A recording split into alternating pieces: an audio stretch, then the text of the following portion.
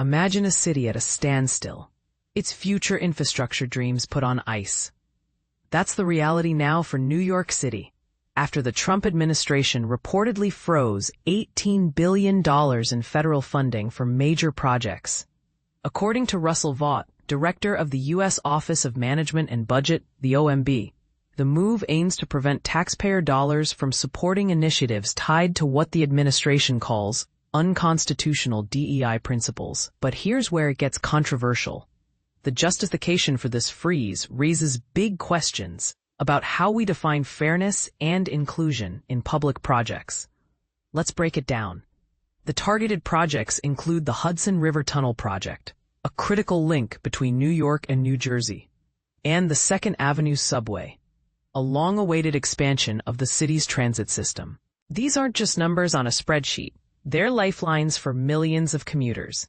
Vought announced the freeze via social media, stating, roughly $18 billion in NYC infrastructure projects have been paused to ensure funding isn't flowing based on unconstitutional DEI principles. DEI, or diversity, equity, and inclusion, has become a lightning rod in recent debates, with critics arguing it introduces bias into federal spending decisions. But wait, what exactly does this freeze mean in practice? For starters, it's unclear what specific policies triggered the hold. Vought hinted more details would follow from the U.S. Department of Transportation, though the DOT hasn't yet responded to requests for comment. This leaves room for speculation. Is the administration redefining how federal agencies assess equity in infrastructure? Could this set a precedent for other projects nationwide? And this is the part most people miss. The freeze isn't linked to the ongoing government shutdown, which began after Congress failed to pass short-term funding bills. That means this decision is deliberate, not a byproduct of bureaucratic gridlock. So, where does this leave New York City and the rest of us?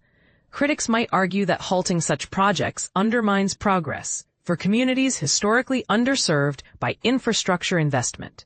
Supporters, however, could see it as a necessary step to uphold constitutional standards. The bigger question is, should diversity and inclusion policies ever be excluded from federal funding decisions? We'd love to hear your take in the comments. After all, this isn't just about trains and tunnels. It's about the values we prioritize in shaping our shared future.